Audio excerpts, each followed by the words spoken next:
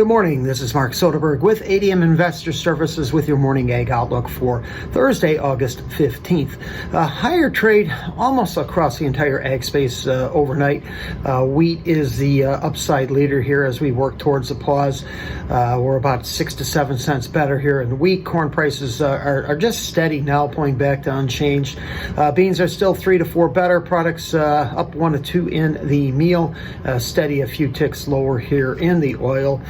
Yesterday, November beans ended a stretch of 6 consecutive lower closes, losing about 80 cents in the process. And today we could be working on a second consecutive higher close. Weekly export sales here in just a bit.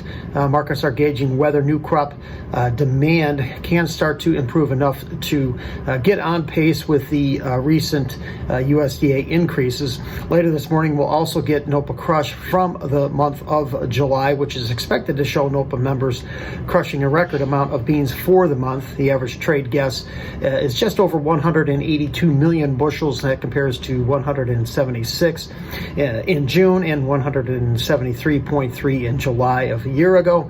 Weather-wise, we have a pretty healthy rain event moving across the nation's midsection today. Very overcast, gloomy here in Chicago.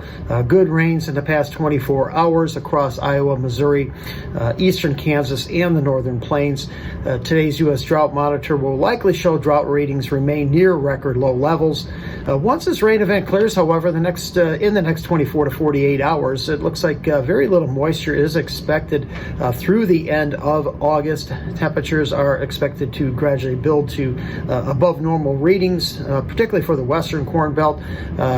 Exception, however, here in the Great Lakes region, where temperatures are expected to remain seasonally cooler than normal.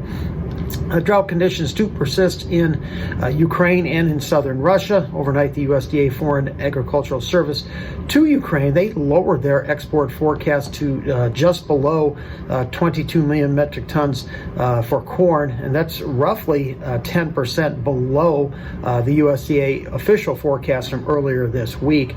In Argentina, the Rosario Grain Exchange, they increased their corn production estimate, the recently harvested crop, about 1.5 million metric tons to 49 million metric tons. That's very close to the USDA forecast at 50 and above the Buenos Aires Grain Exchange forecast at 46 and a half. Yesterday's EIA production data was pretty much in line with expectations and in line with the pace needed to reach the USDA corn usage forecast. Despite the modest uptick in corn prices here, spreads do remain historically wide. The September D's traded out over 20 cents here overnight. The only time I've seen it this wide was back in 2008 with the collapse of the U.S. housing market. Prices are bracing for an onslaught of supply with harvest looming. Perhaps we can muster up a little bit further strength here. We do have the 50-day moving average just above the market here. It comes in at about 408 for the December contract.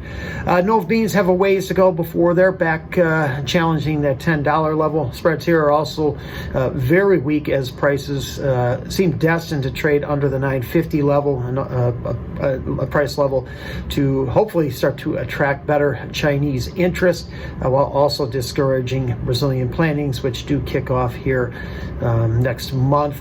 Technically, all three classes of wheat are challenging or approaching their 50-day moving average resistance levels. That for the spot September contract, close above these technical levels would be a first since early June. There's still no sign yet of additional Egyptian purchases of wheat as negotiations with suppliers have turned private and are ongoing. Markets also await results from an Algerian tender. Indications they may have bought up to 300 to 600,000 metric tons of durum. Thank you for listening, everyone. Hope you have a great day.